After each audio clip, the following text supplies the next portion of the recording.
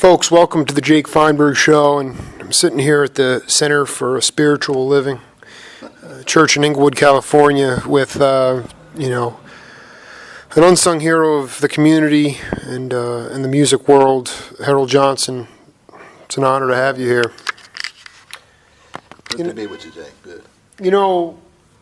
I want to go back to your childhood, and I would just like you to talk a little bit about how the church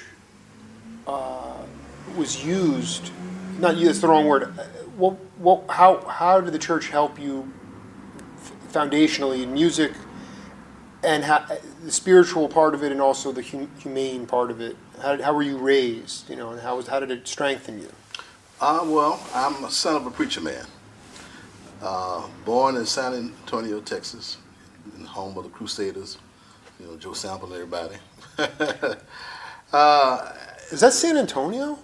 I'm from San Antonio. I think they're more like Houston. Houston. When I interviewed Joe twice, he talked about it being from a segregated town, right? Where the owner of the town wouldn't let the blues into it. So go ahead. Yeah. Oh yeah. Well,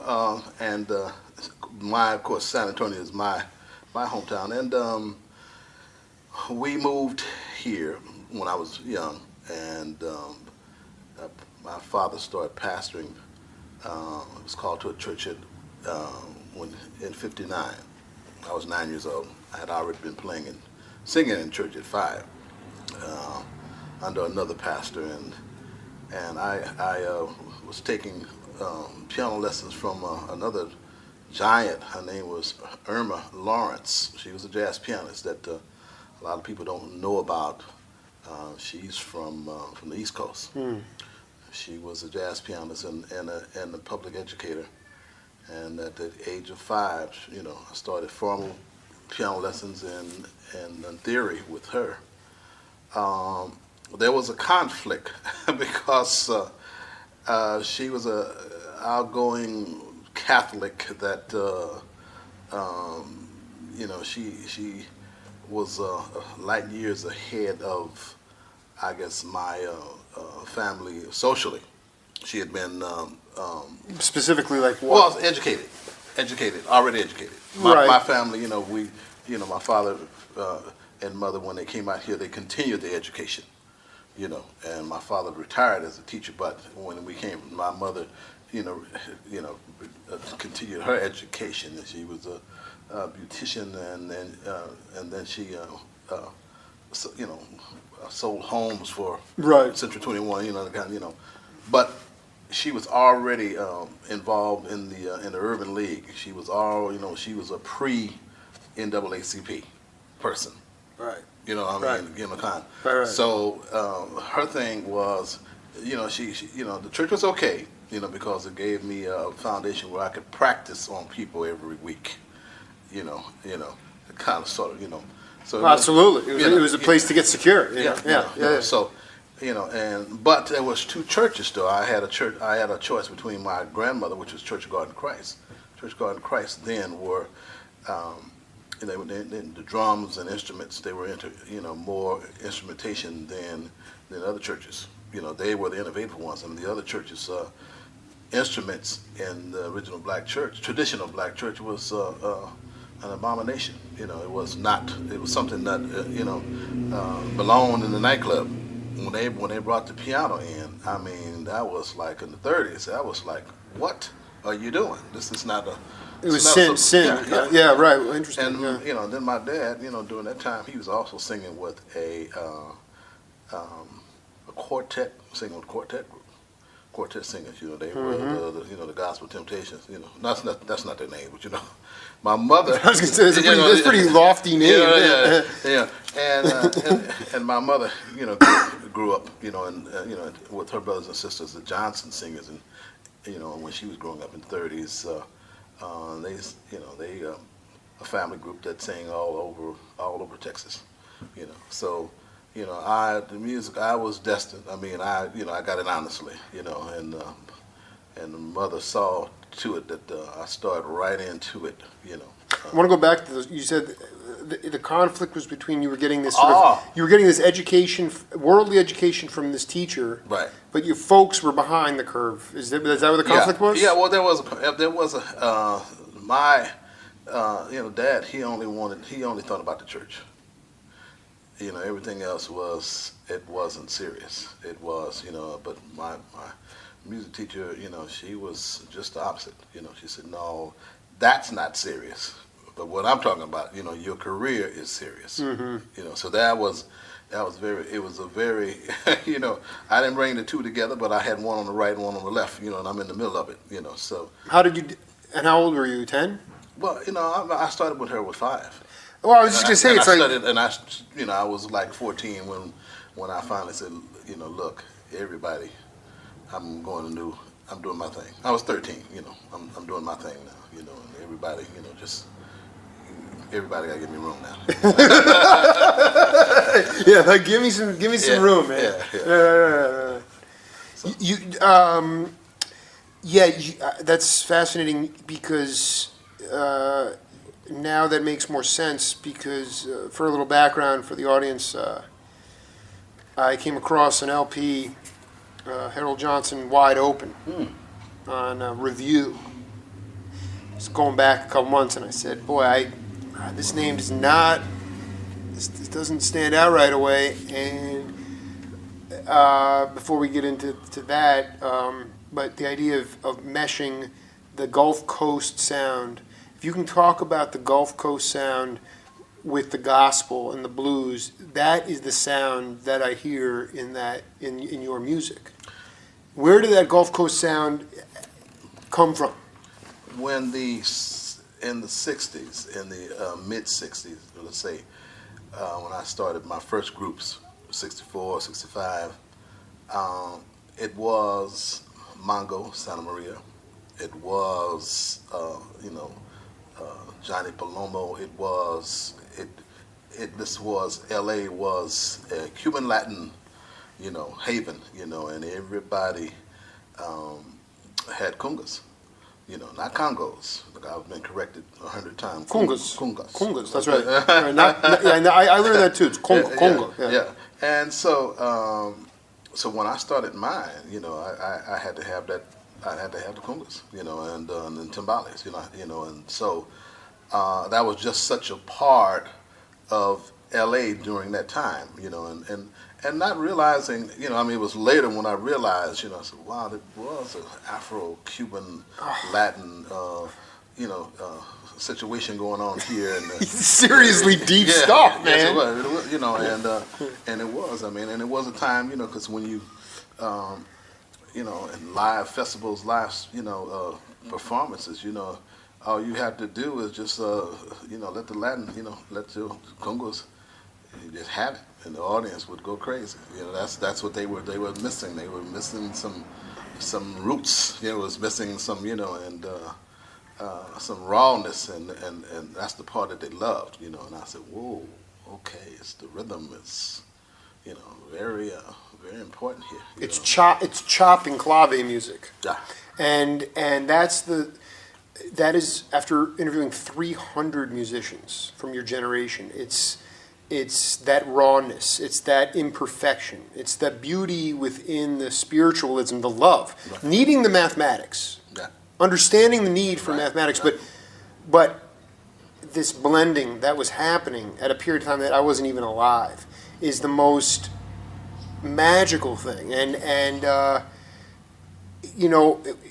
it's everybody had congas because there were role models that they looked up to that had them. Is that why they had them? I believe so. And just during that time, we had the Lighthouse, we had Shelley's Manhole, all of the places that all the jazz spots here in L.A. It would always be a group with a Latin rhythm section. And everybody, and even even after, if you listen to the early Motown, congas, even the Philadelphia sounds, congas. There's a reason. They're borrowing from the '60s. And I think during that time that that was the ticket. If you had a rhythm section that had that Afro, the Latin thing, you got hired. You worked in Los Angeles. I'm sorry. At 13, you were still based in Texas. No. We're here. Yeah. Okay. So you guys came Early. Work. There was work here. Why did? Yeah. Well, see, in 13, I was in junior high school. But your father maybe had work. There was work for him here. Well, yeah. Well, no, my parents had they came here when I was 4. Okay, so you were just born in San Antonio. Yeah. But really didn't grow up there. No. It wasn't like the Crusaders where like they met in high school. No. Joe met Wilton in high school. Yeah. No. We were here probably 54. So you came the gravy train with biscuit wheels. I mean, just you were becoming of age. Yeah, and the scene was exploding. Right in the middle of it. Holy cow! Right in the middle of it, and Texas was summertime. We go back for Well, it was the deep South. I mean, it was it's sure. still it's pretty covert. It's a lot of racism still. Sure. But it's not as overt. Right. Right. It's more covert, which is just part of humanity, I guess. Humanity, yeah, I believe so. Right. That's a global thing. It's a global thing, yeah, right? yeah. I've sort of come into that too. I especially getting to hang out with all you guys and but so you come out here and how quickly did you meet these characters? Well, or who did you meet when you first came? You started to blend with musically. Well, I think through my Imra Lawrence, through her connections, she was I guess in touch with the black actors. That's her thing. I mean, the Urban Link thing. She was the Ozzy, Harriet, the Pearl. I mean the Oz.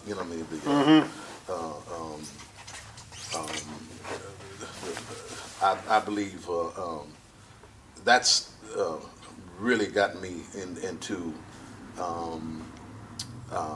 working among, I guess, the black media, at that time. That's very important. Because Ozzy Davis and go ahead. No, this is part of. It's just very interesting you bring it up because it was the black.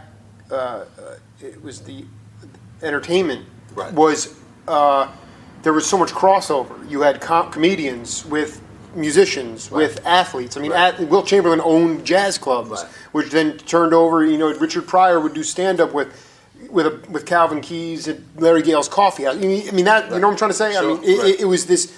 Whereas today everything's everyone's in their own elevated thing, Separate, yeah, right? But yeah. but talk about that. So she was tapped into the activist movement out here, Right. Yeah, And that kind of got me, looking at all the different places of work Yes. as it was, and I finally, when I got to high school in the 10th grade, finally got to high school. Let's go to 65. Let's move it up because the 13 and the 14. Those were practice days. So we did a few gigs, but nothing like 65. 65 was I was in high school, and the group we had been together for a couple of years, so we were pretty good. We just all high school together. We all moved up together. What high school was it? Washington High School. Washington High. George Washington High School. Wow. Who was the band instructor? Oh, Mr. Butterfield. What was he like? Mr. Butterfield and Charles Edwards. Yeah. Charles Edwards was the pianist. He was a genius. He had like a Parkinson. His head would shake. He had, and he could. Read up a storm, and we were just. And Butterfield, he was from I don't know what planet. He was the band orchestra. I don't know what planet Butterfield was from, but he was a great arranger. He was just. So there was a duo. Yeah. I was going to say because the Jefferson is there in Jefferson High School too? Yeah. Because Jefferson was where Horace Tapscott, Okay. Billy Higgins, and some of those guys, and the band instructor there, Sam Brown, those guys drove him up a wall because they were so progressive in their attitudes and their fearlessness towards expressing themselves musically, jazz-wise. Well, you see, but that was a jazz time, though. See, that was a jazz time. That was during a time when the radio, there was no separation. You know, there was a black station, yes, KGFJ finally came along, but KRLA, what I loved about growing up during that era, all the stations played all the music together. You know, I mean, that's how you grew. I mean, now you got a hip hop station, you got this kind of station. Then it was on one station, unbelievable. You know, and that was the beauty of it. Then when the jazz started coming in '65, you know, I'm like working on a class reunion now, 45 years class reunion. You know, and I was talking to my wife. I says, and all the jazz. You know, we listened to the jazz station. I said, this was what we were doing in high school compared to what's going on in high school now. So listen to the music. I said, all of this. You know, I says, you know, all the different songs come. I said, listen to this. Song for My Father. I said, I remember, you know, like 3 or 4 groups playing Horace Silver's solo. You know, they were just so funny. You know, I says, and of course, you know, the 3 sounds, you know, all, you know, Cannonball Adderley, all of the songs, that was right, you know, all of those songs, they are like 45, 50 years old. You know, and that's what blows me away. I said, this is my high school. All of this jazz was my high school, you know, and then, you know, it was after high school, when, you know, I got into, you know, I was, during high school, I was an artist, you know, for independent label. And then the independent label got picked up by Universal, which is the Review. And then I left Review and went to Motown. Yeah, but let's not go back. Yeah, no. I mean, we're not going to gloss over this. One of my first interviews was with Ndugu. Oh yeah. And when he came out from, when he was here, you guys are roughly the same age. Yeah. You know, he was talking about being able to hear Cannonball, Ray Charles, Everybody, and like, you know, somebody else in all in a half hour on the same dial. Yeah. What do you think that did to your ear? I mean, from yeah. a musician's point of view, talk about that. See, this is what I'm saying. That was, I hear the terminology old school, but there was no old school. It was either you were part of the school, or you wasn't. You missed the school. You missed it. You missed school. You missed it. Yeah. You know, and Right. it's unfortunate. So now you got to learn about the second half. You know, and hopefully that you know, my generation, you know, coming behind them, that I hope that my generation taught, you know, their children. You know, because I mean, you know, now I have a son who's, you know, he's doing this thing. You know, but. Who didn't appreciate it but now he appreciates it. You know what I mean? But no, I think you're raising and I don't want to gloss over it. To each his own. But as I look back, thankfully for modern medicine, and you know, you guys are still living. Bird, Dizzy, unbelievable. Coltrane. Yeah. Now I've interviewed Cedar Walton and Kenny Burrell and some of the heavy guys, you know, part of that Titan class. But your generation is sort of what I used to call them jack of all trades, but now I call them master of all trades. I mean, you had chops across the spectrum because because of the AM dial, also because you could walk out of the church and there'd be just music coming out of storefronts. Yeah. There'd be record shops. So, I mean, you were listening and hearing all this stuff, and so the accessibility and getting you, I guess my question now is around 13 or 14, you're like, I need my space. Yeah. I'm not going to take directives right now. I mean, I'm going to be respectful, but I want to carve my own way. How did you become secure playing your individual sound in front of people? I mean, how did you get comfortable playing? Well, by that time, everybody was seasoned. You know, David Crawford was. I met David Crawford at my last classical recital, and which was, you know, Ira Lawrence's production. You know, and Lamont McLemore took pictures. Who Lamont was a photographer for Jet magazine for 100 years. You know, and he was there taking pictures and of course, Lamont was a member of the Fifth Dimensions. You know, I mean, just you know, just how connected everything was, and I had been a seasoned performer. I mean, through recitals, through you know, Mrs. Lawrence, you know, Ira Lawrence, you know, her push, you know, who's her son, Azar Lawrence now is, you know, but anyway. Well, wait. I mean, it's funny. I'm going to see him play tonight. Okay. At the RG Club. I had no idea that was his mother. Oh Yeah. my gosh. Crazy. Yeah. You know, I put the saxophone in Azar's mouth. That's beautiful because that guy is transcending Okay. the sound. I mean, When you know, his Ira Lawrence called me up and says, Azar has a saxophone. I said, really? I said, well, we haven't rehearsed to bring him back, you know.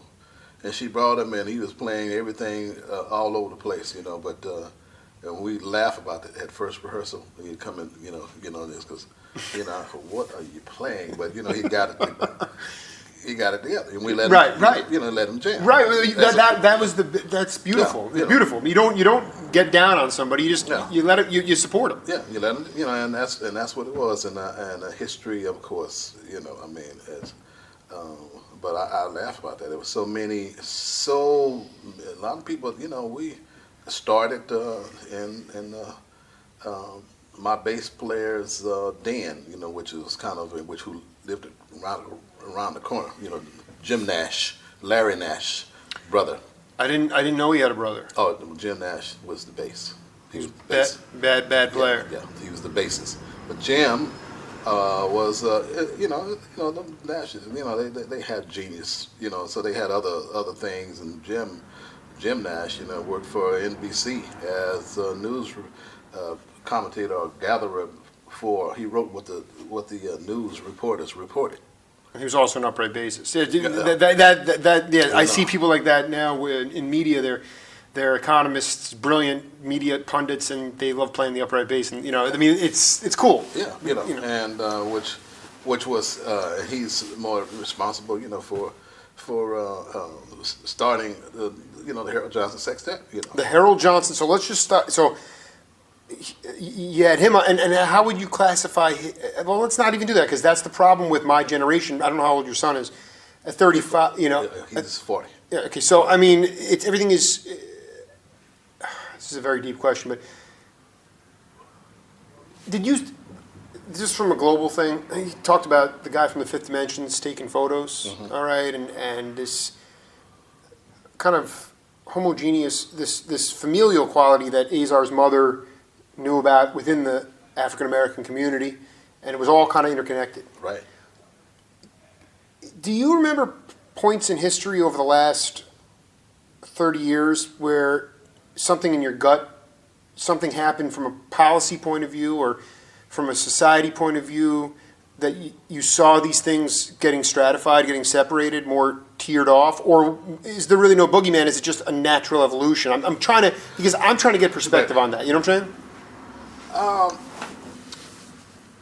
The Watts riot was a really rude awakening. You know, I mean, because you know, even though we were enjoying, you know, some of the great moments of life, you know, some of the leisure time and making money, and it really opened our eyes to the temperature of racism. Mm-hmm. We knew it, you know, it was getting warmer, but we didn't know, you know, it reached a boiling point that was, and it was kind of, it was disheartening, you know, because I mean, I was, you know, raised during an era where everything was still together. You know, as we thought on the surface. You know, we didn't know it was under you know, thing, you know, but it was all together. You know, and so, you know, I think that's one of the reasons. I find a lot of the musicians, like Ndugu, back in that, Ndugu grew up playing everything. The guys now, they have a different kind of thing. Not to take anything away from them, but when I hear a kid, when I was at the college, and I said, "What do you do?" He said, "Well, I do beats." You do beats? What do you mean you do beats? He don't play. So he doesn't play. He doesn't play at drums. He has a drum machine, and he do beats. Okay, so as opposed to Well, go on. I mean, but I Okay. think what you're. I think what I want to say is Okay. is that I believe, and you tell me, because Carl Burnett, the drummer, Okay.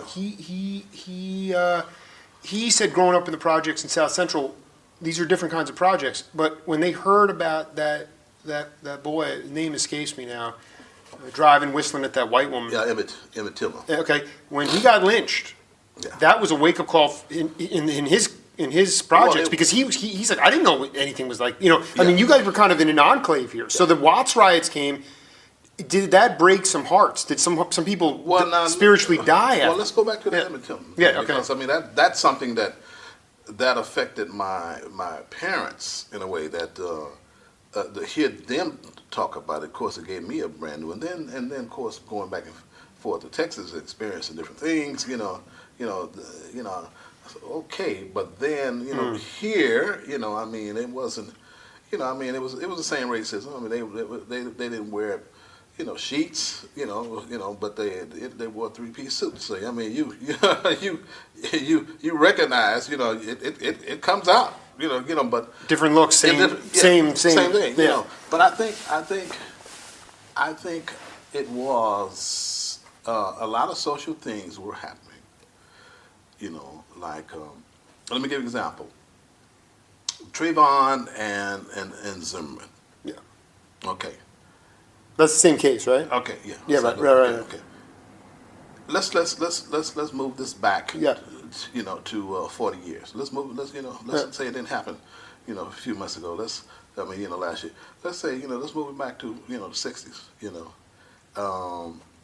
It would be a different kind of temperature. How? How? Because of I think everybody. I believe that everybody is a little more with the justice system. I think and how it works and how it does not work. I think everybody was not that informed, on what it is that the attorneys do or what they don't do, and if they don't do, or how it would affect the outcome. It wasn't just it wasn't just black and white. Whoa, he shot him down. Well, there's more to it. So I think that everybody is more savvy. But let's again. This is a very interesting case. But we're going back pre-digital age. If that happened in the 40 years ago, but because the community was more tight knit, do you feel like there would have been a stronger pushback from the African American community to say, we know there would, as opposed to now where people are more apt to look Are you saying they look the other? No, Tell me. Yeah, I mean, not so much looking the other way. I'm thinking now that we, because of the digital age, because of there are more. There's more to look at and more information information that's not necessarily accurate, but it's out there, right? You know what I mean? So no, that's something that wasn't there. All we saw was Rodney King getting his butt beat, and the judge, and which was, I was surprised again by the outbreak. Whoa, but then, and then, Rodney King being not a model citizen himself, all of that goes, into play, but it didn't have nothing. Yeah, but it didn't. But that's what they do is they distract. Again, Right, you it distract distracts. from the actual situation, which was heinous, and then they go back into his past. Yeah. But it happens. It's a shame society. Yeah. It also is one. Having Jewish blood in me, I mean, to me, going back, you brought up Ndugu, the thing that it seems like, and I don't want to, No, because say what's wrong. well, it's some of the cats that were, in my mind, the younger guys carrying the torch. When I think about that, the Nash brothers, Sonship, Roberto Miranda, yourself, Ndugu, some of the guys a little bit older than him,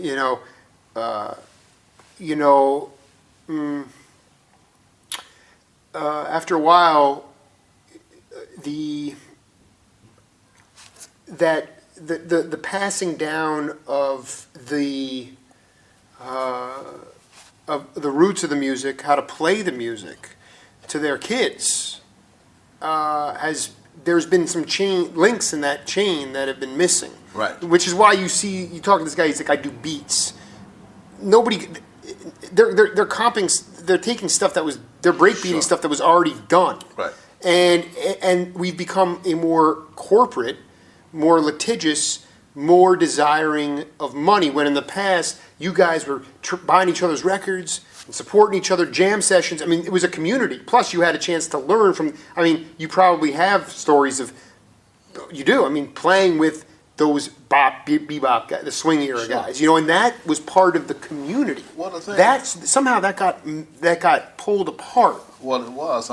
Here, my generation was attacked by digital or pre-digital. Absolutely. It was attacked by drum machines. It was attacked by hard drugs. Yeah, and just the music-wise. Yeah. It was attacked by rock and roll keyboards. Mm-hmm. Technical. It was called about keyboards that you didn't need strings anymore. You didn't need to write for string because it's already there. It was attacked by technology. We were attacked by technology that hit us very strongly, like at the end of the 70s.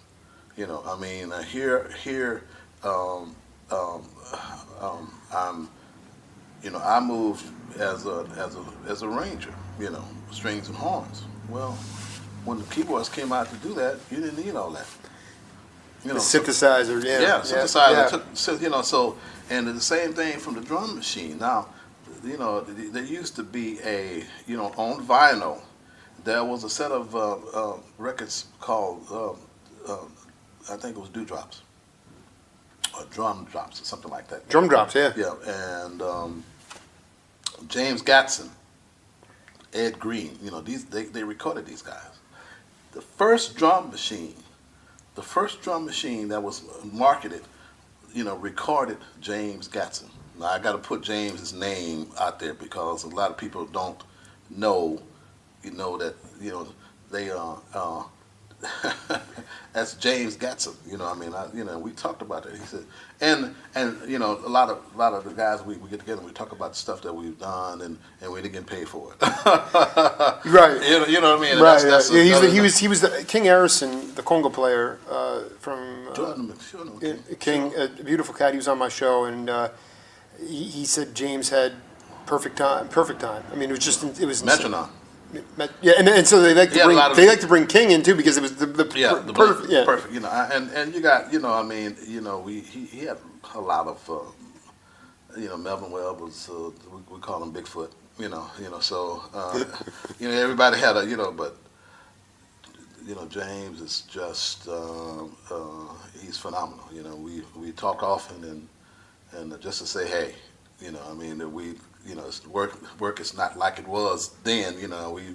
We would see each other, a few times a month. But well, that's what I'm talking about. Is that intimacy, that community, the idea of just getting together, having a jam session. It's not and I, it's funny because you look at towns like Tucson, Austin, Texas.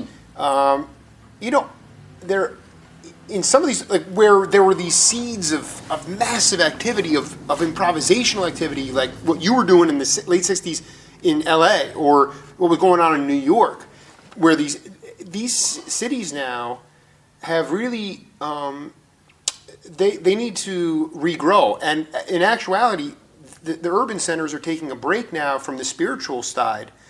It's corporate now. Yeah. I mean, it's very corporate. Whereas now you get sort of these sort of towns that might be doomed already, but yet they're driving. It's low cost of living. Artists can thrive. It's accepting. As a result, you have younger generations in smaller towns in different parts of the country that are where the cultivation of consciousness and music in itself will grow. But what is fascinating is that you look at the early 70s, you had Motown move from Detroit, you had Hollywood, you had a ton of independent labels. And so there was a real record industry. And there was a real opportunity to see guys like Gadsden and see them all the time. But now, it's harder now. Yeah, well, during that time, during the Motown era, that's when the musicians union played a great part. It was great to be in the union during that time, and you got a lot of sessions. I mean, you got calls all the time, and everybody got called. I mean, when all the groups, all the artists would be working and recording. Everybody. Chuck Rainey. Oh yeah. I mean, Chuck he's in Texas now, but he talks about being paid. He didn't love the Motown experience. He said some of the guys, Willie Hutch was just phenomenal. Oh yeah. But I don't want to. No, we won't go there. Okay. No, but we were really on the cusp of something. It was, what did as a young adult musician, the Watts riots opened you up to say, we are not as evolved as we thought we were as people, right? I mean, that was a wake up call, right? Yeah, it was. I'm thinking that now. Well, you makes me not only the Watts riot, but afterwards was the Watts Festival. Right. Okay, now that brings me. We played in the Watts Festival, and that was. Anyway. Well, we're going to talk about that. That's pretty great. That came out on record. That Isaac Hayes was there, and there was a lot of spoken word, so it was really the after effects of talk about the after part. I mean, we came back together, because and it's interesting that what brought us back together was music. I mean, that settled it down. I mean, whatever that's how it is. I mean, I don't know. It doesn't matter what if you're at a big ball game, if they hear arguing, the music settles it down. It just brings you some soothing. But let's not gloss over. That's a really important point. I mean, it was I mean, was that something that as an individual you made that, or were you looking at your idols and watching the way they were reacting to it? I mean, that's my question is the leadership. Yeah. The Smokey. I mean, were certain people stepping up and saying, "This is how we go"? Were they leading the path, or was it something that you just on your own in your band just said, "Let's go back and play music. Makes us feel better"? I think it was musicians. I think it was just music. Everybody was saying the same thing, but I think it was kind of a collective. I think I said, man, wow, I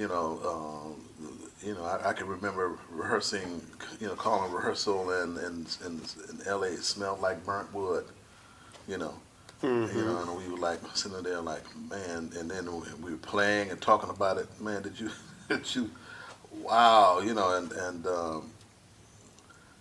unbelievable, and then of course, and then we found out that we realized that we hadn't grown as much as we thought we did, but we also realized that how music bring people together that don't normally get together. We never thought about that.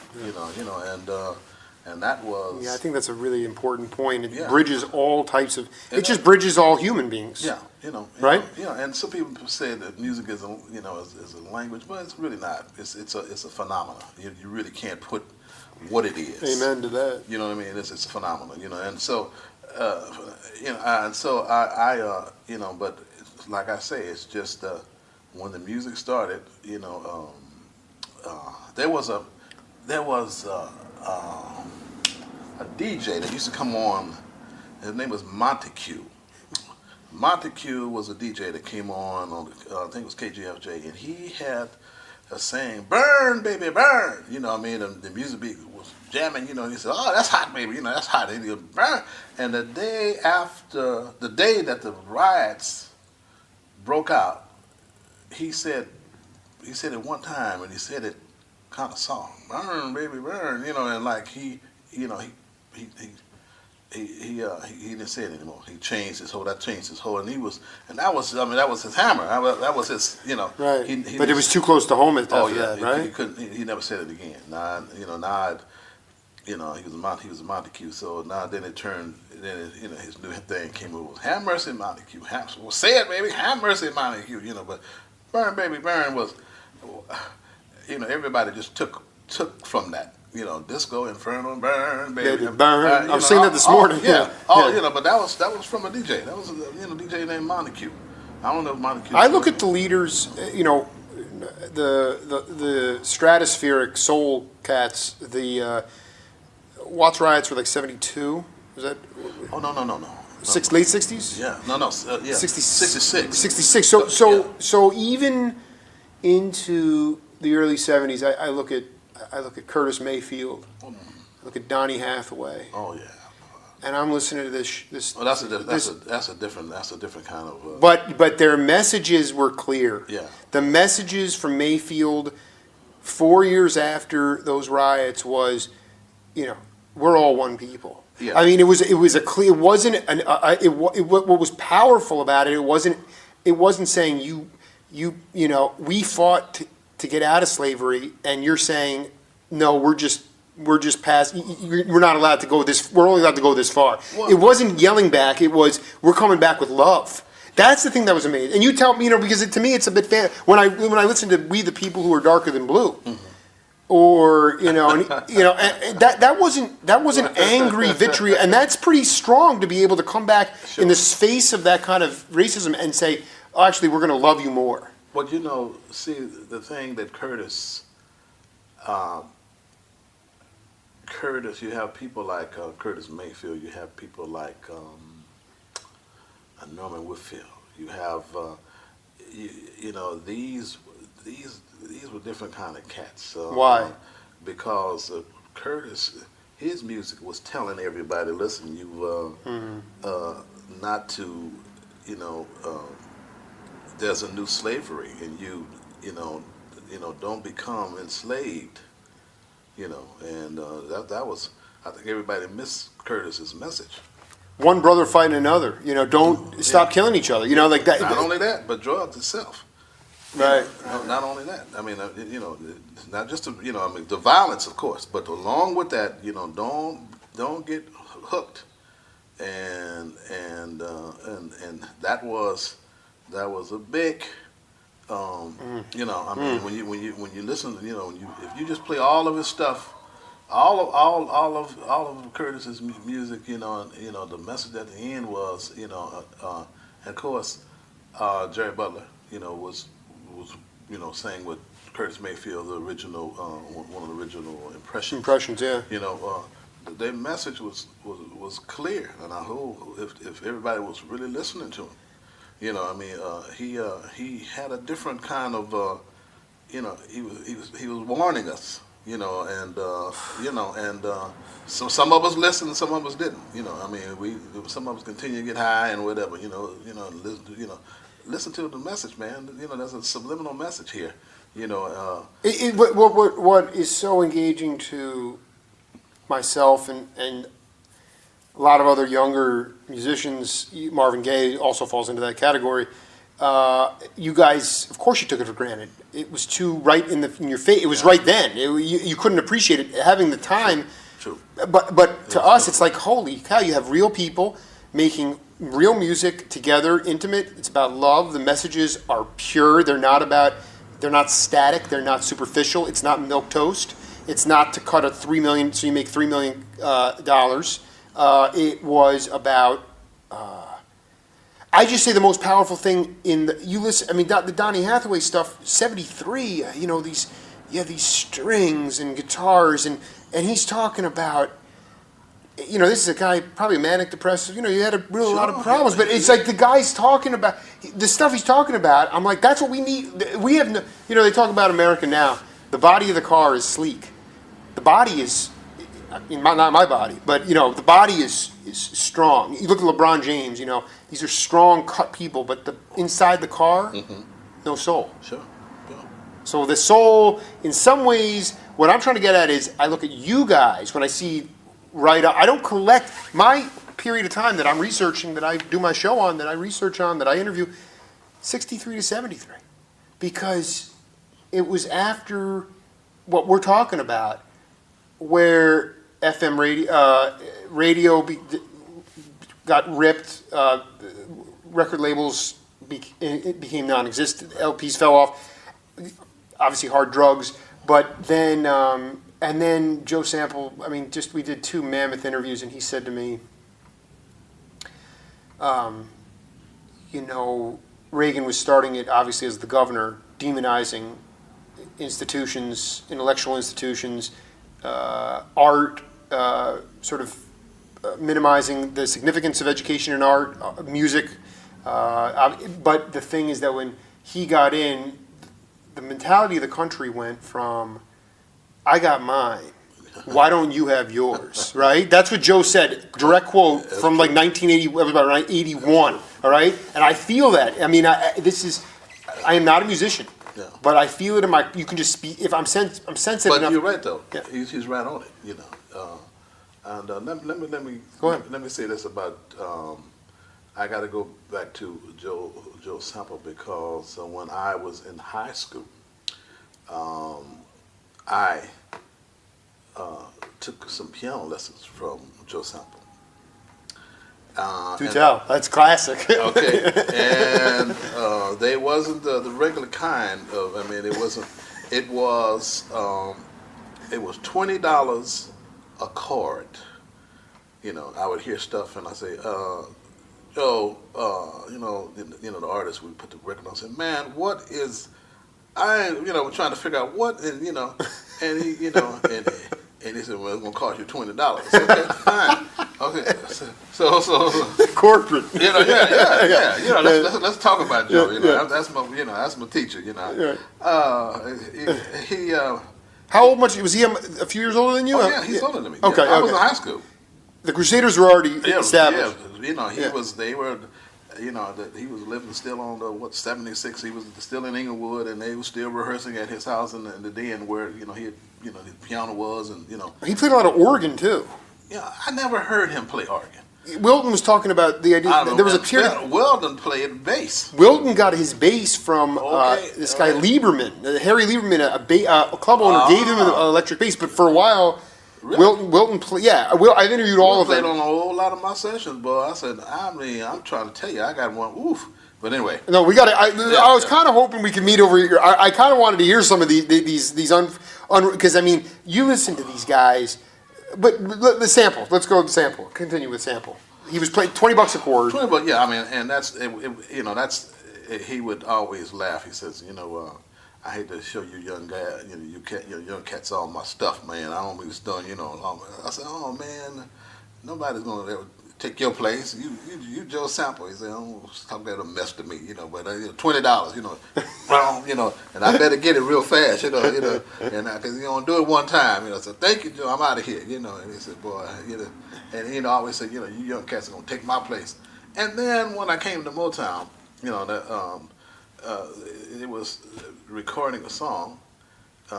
Diana was recording a song that I wrote, and they was cutting the rhythm section, and there was Joe Sample playing on the session. What song was it? Your Special Part of Diana Ross and Marvin Gaye. Your Special Part of Me. You wrote that? Yeah. yeah, yeah, yeah, yeah. That's great. Yeah. And then, of course, the rhythm section's like Joe Sample, Bernard Purdy. Who knows? Who knows what it was? Right. But it was that kind of group. Yeah. And so, yeah. And I walked in. That's funny. That's funny. I walked in there, and he said, "What are you doing here?" And I said, "Well, man, that's my song." He said, "Oh, I told you." I said, "No, man, no, I don't want to play it. No." But Gene Page was doing the arrangement. I said, "No, I don't want to play it. No, you the man." He said, "Man, that's what." He said, "And you here now?" I said, "Yeah."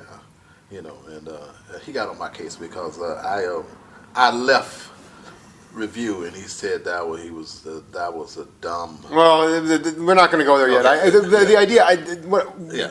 while we're sitting here, I feel you're channeling Barry White. I feel very hard. And when you mentioned Gene Page, I said, well, Yeah. you must have. Ed Green I've interviewed, Wilton Felder. Sure. Part of it is that I've looked. Learned from Gene Page. When I did my first string arrangement, I was asking the question. I said, "Look, Jane, got a baby on the way. Got a string session coming up, and I don't know what, And he looked at me. It was after session, He reached down in his briefcase and gave me one of his charts. He said, "Now what you do, you call the copyist." He said, "When you write you call the copyist. Don't worry about the company takes care of all that." I said, "Oh, really?" So and I got done. I looked at my orchestration book at home. And I looked at it. I said, and then I called a copyist, and and it came out great. I said, "Well, now." Then when I had to do strings, James Carmichael, I called James, and James, same thing. He gave me one of his charts, and I said, "Okay." He said, "Don't write too high for the trumpet. He said, look where it is, because you have a nosebleed." I said, so these guys, these are mentors that they were great. They didn't have to do that. They didn't have to, I was a young kid on the block. They didn't think about, I'm going to take any work from them, or I'm going to, it's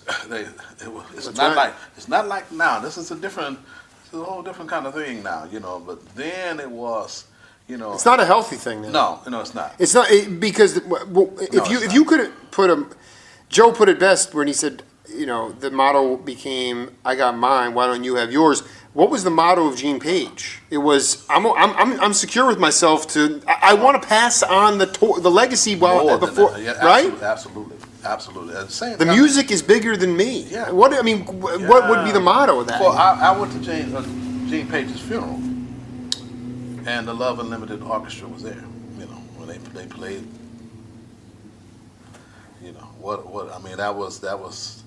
That was just like the Grammys. The people that was there, and what had happened is I had never seen a funeral like Look who's calling me right now. Oh.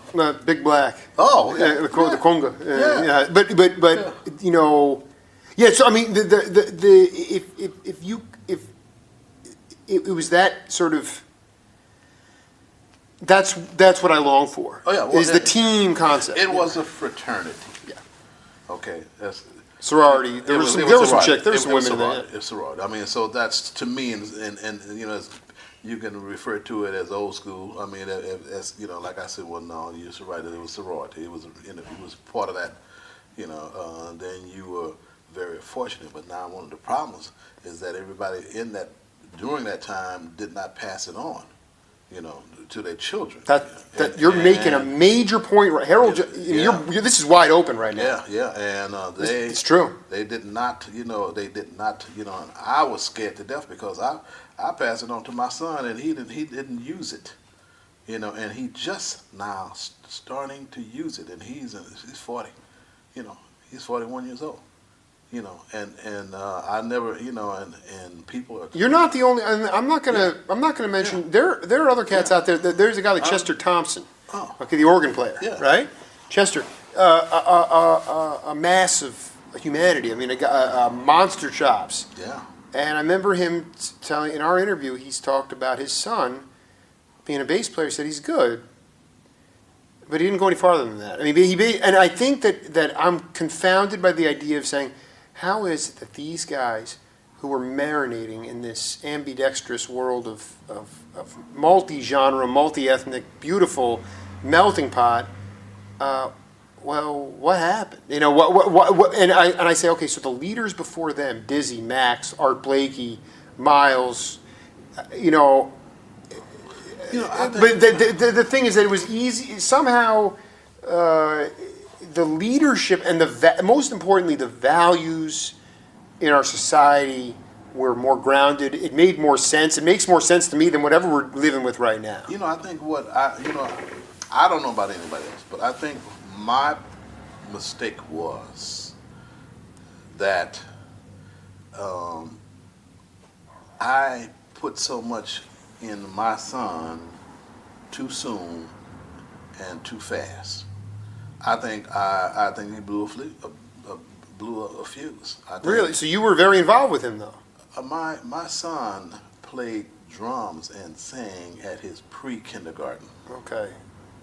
That's different than other people who were on the road a lot or just didn't have a lot to do with their kids. But see, right? You burned them out too quick. Yeah, but you don't. You don't look what I at mean. that. So I think when I look back on it, everybody said you did what, and I have old-fashioned footage with him playing the drums.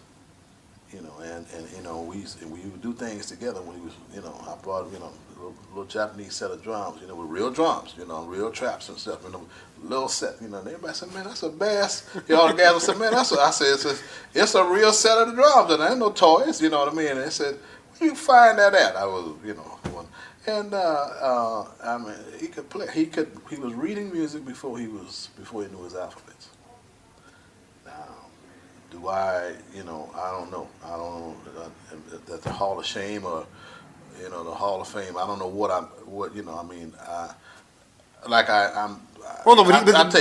I take the blame. I mean, but I mean, and I think a lot of and I talked to a lot of cats that had children, and they did the same thing, and they too had to back off. Because whether it lit a fire in the family, because everybody was telling me back off. My parents was on me about, and I said, you got it, God, you got it. You got. I mean, if talking about your son, yeah. I said you have everything. You got. You want them to do it so badly, but they have to come up on their own time, their own. Yeah. The thing is, God, you're gifted with something, but because you spiritually, it's a lifelong thing, but also. You go through growth spurts in life too. Where the other thing is that you got to figure it's daunting with these geniuses. You talk to other guys all the time that have kids. I mean, I have friends too. They say, their dad is very successful corporate world or whatever, and their kids are going off in different directions, because they don't want to wear their dad's coat. You know what I'm saying? Yeah, I mean that's part of it. It's like passing the mantle. It's not easy. It is not easy, you know what I mean? And if you go back, it's funny. There is my barber. He had 7 sons and 1 daughter. Nice barbershop, over in the community, nice barbershop. None of them cared anything about his business. 1 daughter, she's a barber. She took over the business. Okay, and now the business is kicking. He said he could not believe, you know what I mean? And he never, went after her, to be a barber, You let it happen organically. But these are things you missed. I missed. But you can't, listen, I got a 7-year-old and a 1-year-old, and right now my 7-year-old, she's great, and she's improvisational, and she's a great player, but it's a different system now. What's she play? Piano, yeah. All right. And she's a singer, and beautiful singer, beautiful dancer, and she's beautiful. She's got it all. And I'm just saying to myself, I don't want the dysfunction that she can possibly see occasionally in our household, or the pressure the demands that we put on kids now, which are even more than when you were putting on your kids. Oh, yeah. It's gotten more and more and more. So the kids can't handle it. That's insane. And so I'm right now dealing with this idea of saying, like, I know as a human being that she is has a greater capacity than me or my wife. So I'm more apt to say I want to put more on her shoulders because she can handle more. But the question is, how much is enough? Yeah. And I know that she's doing more at her age than I was at my age because she can handle it. You have to do it. You have to do it in a way that she see it done by somebody else also. You know what I mean? And that's the difference. I'm not a musician, so what happened was we have a private teacher. Okay. He came in, classically based, kind of an aloof guy. It sounds like this Butterfield cat you were talking about. Real, not a jazzer at all. I mean, just a classical guy through and through, a stickler, and I could see it was just. I take a lot of pride in the stories that this is about going back a year, and I could see that she was burning out because he was not very good with kids. He didn't have any kids of his own. He didn't know. I said, you know what? We got to pivot because she's going to lose out on her love of playing music. And Lord knows I play vinyl. We're playing Right On all the time. She's hearing a lot of this music. Her radio is my vinyl. So I knew an Asian piano player, doctoral student from the University of Arizona, and I knew. I said, number one, she's female. Number two, I want her to teach my daughter improvisation. I'm not interested in just pure classical okay? And I'm telling you, she started taking lessons and on a dime. She is flourishing. I mean, on fire. Okay, and it's beautiful to see. I said, Jake, good for you. You had that ability to see the burnout coming, and you pivoted. But from a parent's point of view, you want your kids to. From your point of view, you were really you were peaking. You were in this like major growth spurt in your career, and you're pushing yourself, and then you're also putting that pressure on your son. And strong kids are going to sort of push back until they're ready. Yeah. Or the barbershop, the one you least expect, the one you never expect, they come along and take over the thing, right? Oh, that's so funny. That's great. But I think, and I talked to so many of my my classmates. We failed in a lot of ways. Well, we're using the past tense, and that's what I think is. Okay. What I love about this is that I'll just give you a pep talk. Is that you didn't fail because you're still here, and so the idea that you continue. I don't care if it's a $10 gig at a community college in front of 30 people, but you have to just say, what can I do to affect positive change in society now? And with our kids passing it down. Listen, I'm 35. Yeah. I've pretty much dropped out of what society says, whatever. We're all pre-programmed now. We're told what to do. Okay? And I basically said, no. I said, I'm going back. I can't get the truth from pundits, politicians, lawyers, athletes. Everyone's bought off. So where can I go to get truth? I have to go back to a time period. Well, musicians normally express themselves through instruments. They've never really been asked their opinions before. But let's go back to a time when there was really holistic music being made, very substantive music being made, intellectual music being made, and find those guys. Yeah. And get the truth. And so it's totally new. And what I'm doing is it's. But it was a time, though. Yeah. It was. What I'm talking about. Yeah. Yeah. But that was the time, though. I mean, that's just. The way it was. I mean, it wasn't forced. I mean, it was during the time when jazz was it. I mean, it was a time when FM radio became popular. Where you actually had, Rick Holmes and Jay Rich, 105.1. I mean, there was a time when musicians didn't have to, sell their houses and come up with money for advertisement because they didn't have to pay for it. It was a time when Harold Johnson is opening up is at the Lighthouse tonight, and he's opening up for Cannonball Adderley, or he's at the. I mean, you know what I'm saying? It'd cost $10,000 to get. I mean, to get a. It was for nothing, and he says, I'm coming myself tonight. I'll see you there, and all that kind of stuff. You know what I mean? Everybody talk about, Cannon would say that. Unbelievable. That's a value thing. Yeah, I mean, It's basically saying I love this so much. I want this to keep going. I want to pass it on. And I give me $5. I mean, those are the stories over the Gadsden. Going back to Calvin Keyes, the guitar player, he was cutting an album in the '80s. He had no money. Gadsden put him up in an apartment or a place he had for a month or two so he could get it. I mean, that's just. What I'm saying is, that's why I go back and talk to you guys, because you're still alive and you have those. You felt that. It's impossible for other generations to feel it. You can't feel it because it wasn't there. Mm-hmm. Right? That's true. So you have to go back and talk to people that did go. What a time it was.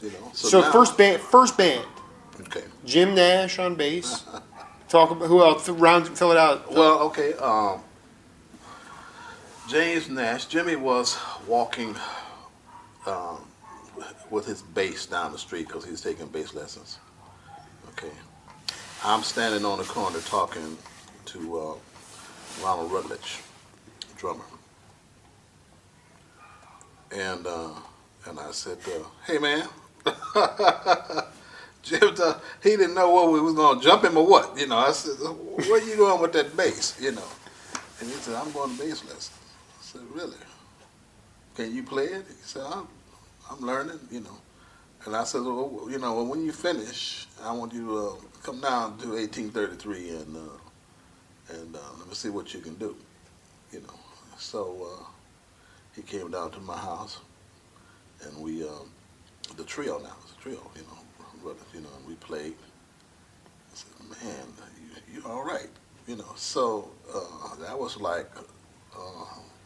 Were you playing your original stuff? Playing original yeah, stuff? Yeah, so he was just. We were just jamming. We just what key? I said, let's try F.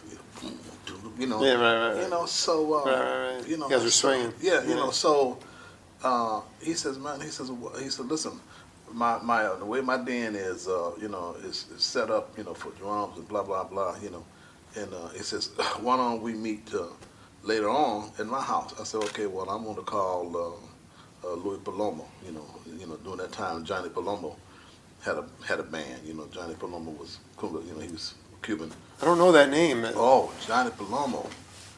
Okay, I know Mongo Santa Maria, Johnny Palomo. Willie Bobo. Yeah, Willie Bobo.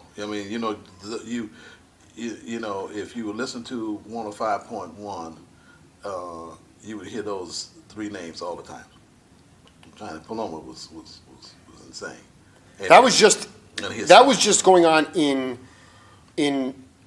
Southern California. Yeah. Because you had Ray Barreto back on the East Coast. There was other congueros. Yeah. So but this is the East. This is the West Coast. Mongo was out here. Yeah.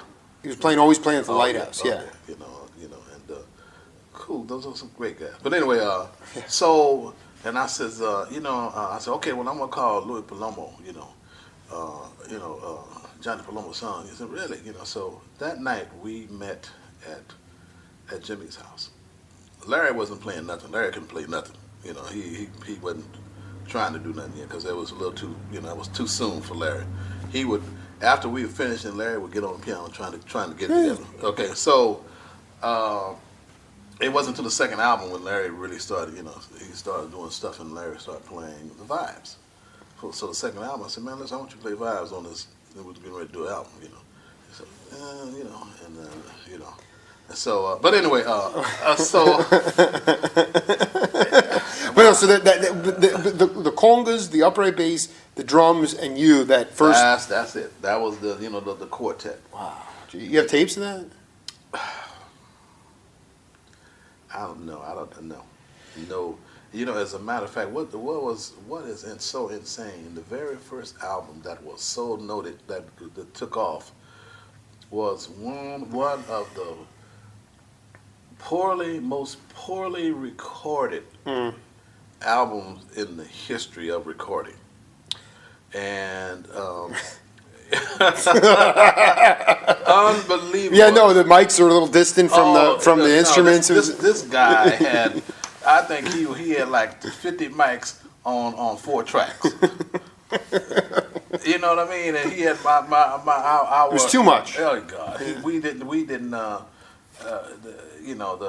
The Harry Mitchell was an interesting character from New Jersey. You know, he came out from New Jersey. You know, didn't. It was too funny because I had my Skip at school. You know, was talking about he was a promoter. You know, I said, Skip, what are you talking about? What do you promote? You know what I mean? You know, you need to go to class. You know what I mean?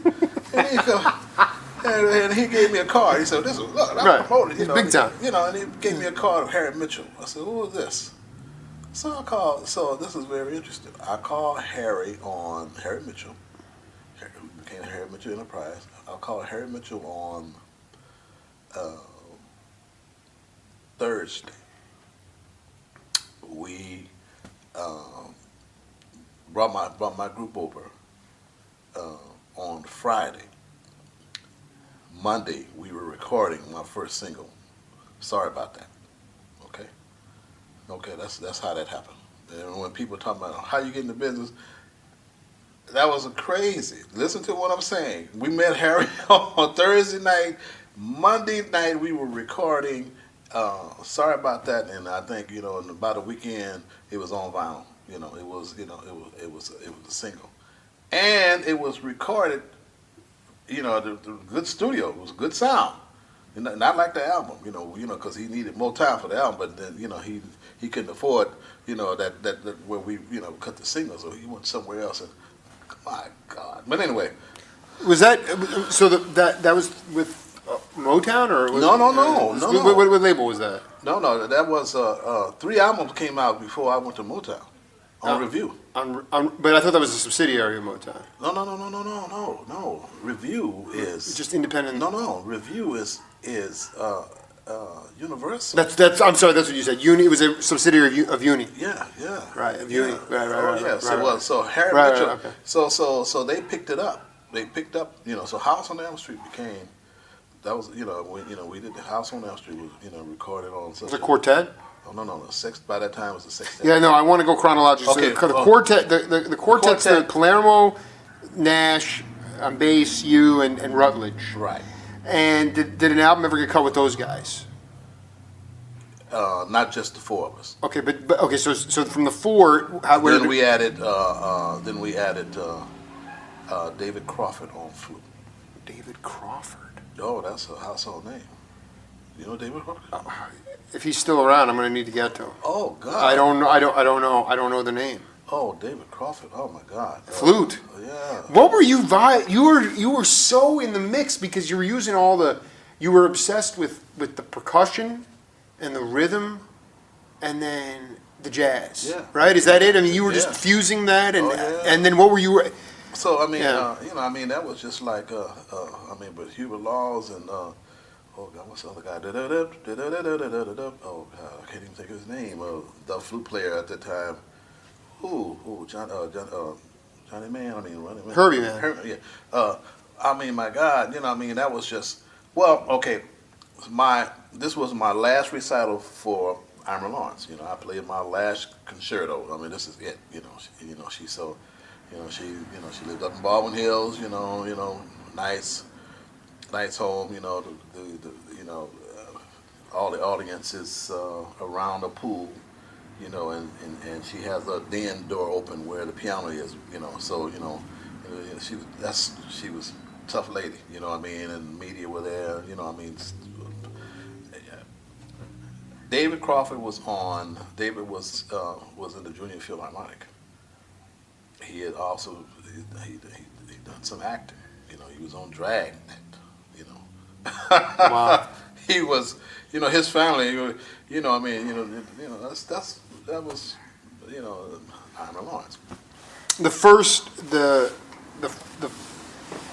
first album was a quintet. No, the first album was sextet. Okay, so it was that Crawford and that was the date. When David and I met. So I did my concerto, and then I said, and I said, I thank Hyman Lawrence and blah blah blah, and I said I would like to introduce you, to my the Harold Johnson Quartet, and we started playing. I mean, before we started playing, we played a song, and then David had already played his piece, and he said, "You mind if I jam with you?" I said, "Man, come on," and he says, theme from Black Orpheus, dum dum dum dum dum. I said, "Man, do we know it? Do you know it?" The Giraldi tone, right? Oh Yeah. boy, can't get. Oh boy, I'm talking about the whole place was rocking. I mean, it was just, it was just, and David was just. I said, "This cat is, and, nobody had. Only one person had a car. David used to catch. David was going to Centennial. David would catch the bus over to Jimmy's house. Jimmy's house became the rehearsal hall, and then of course he said, I know a guy named there was another group named Alfred Patterson. We took he was with the group called the Soul Supremes. I said, "Man, you need to come to rehearsal," and he came. What did he play? Saxophone. Then you had a front line. You had a real solo. The guys that could really tear. So then it was really the Harold Johnson Sextet Plus, because then we brought in another sax player. So by the time we got in, it was really an octet. I mean, it was but we left. But Mitchell was a pervert. He said, "No, it's got to be sextet." I didn't know he had something ready. Sextet. It was always about sextet. So So when Universal picked the album up, they took that our picture off of the front, put it on the back, and cute model.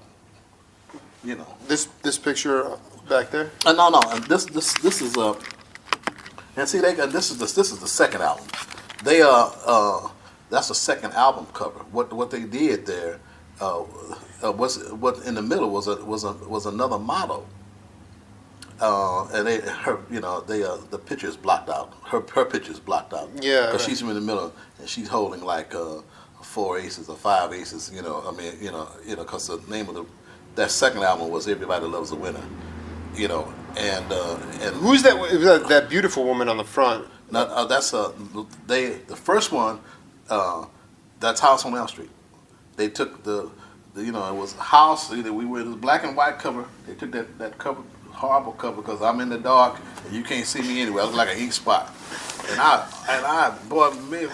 fussed about that. We argued about that. Oh, don't worry about her. Yeah, man, I am gonna worry about it, man. I'm telling everybody I'm on the album cover and can't nobody. I'm looking like an ink spot. And nobody can't even see me. Oh, it's crazy. But anyway, so you don't know. Is that you? I couldn't prove it in a million years. But on the second one, this is the second album cover. You can see that's where we had evolved to. That's everybody. That's you see Ndugu, you see Larry. So let's go through who he's David Crawford. Oh, that's me. Billy. That's Billy Jackson. Played sax. No. Billy was a conga player. He was from East Coast cat. Billy Jackson. Ndugu. Larry. Michael Shaw. What did he play? He's saxophone. And that's Jim. That's Jimmy. Wow. And David Crawford. That's the second. That's the second album, and I just put that on there as a reunion. That's not this. Of course, yeah. No, but this was the original. Yeah. And this is just fun. That ain't even don't be disappointed. Well, no, I'm really playing stuff on there. I didn't. So there were 2 albums prior to Wide Open. Wide Open. All on. See about that time. See. Well, I just want to say, because there was also an album called, the second album was called, this album was a cover, it was called "Everybody Loves a Winner." Everybody Loves a Winner. The first one was House on Elm Street. The second one was this album was "Everybody Loves a Winner." This is the album cover. All the only thing you missing now is the model who was sitting there. You can see the 4 aces and the Joker in her hands. Everybody Loves a Winner. She's looking at the camera, smiling like, "I won." And when we you can see us. We were supposed to be playing poker. On this. So Mitchell he liked pretty women. He liked you got to keep the sextet. Always got to be the sextet. So, okay, whatever. Didn't appreciate it then. I appreciate him now. But anyway, What was the what were you without being able to hear this album? What were you? What do you think you were doing that was you were not just what were you doing that was layering on the stuff that you were already influenced on? What were you trying? What was the stuff? Because when I listened to Wide Open, it takes the first listen. It's so choppy. It's like you have to listen to. I know that I'll go home now and just suffocate myself with that album because it was a crazy album though. But that's what I'm saying is it was experimental, but it was like it was different. It was not anything you heard. It certainly wasn't. It was a lot of original tunes on there. Yeah. Well, I think. But before we go there, what was this? Was this like Wide Open, or was this different? No, it was different. This album was Afro jazz, Latin, Cuban. It was all the way. You had conga. Oh yeah. You had two sax. Yeah. You had Ndugu playing other percussion too. Yeah. Well, he played his set, but also Larry Nash was on vibes. On the second, that's right. Nash, Okay. Larry. That's right. Larry had become proficient enough to play vibes. Yeah. He was, and see now Larry had formed a group. After the first album, Larry had started a group called the Jazz Symphonics, and we would get on their case because they would be in the next room while we were rehearsing. And when we finished rehearsal, then they run in there stealing our stuff. I said, man, I was just like Joe Sapalone. I said, man, look, you cats, and then one day Jimmy called me and said, hey man, listen to Larry and them, So he put the phone in there. I said, man, he said, that chord you showed him? I said, that empty 13? He said, man, he got it and gone. You better listen to him. And I listened to Larry was in there cutting up. I said, go on, Larry, so. Who was in the symphonics? Was Roberto Miranda in that? Do you know Roberto? Was that the? He's a bass player. Oh no.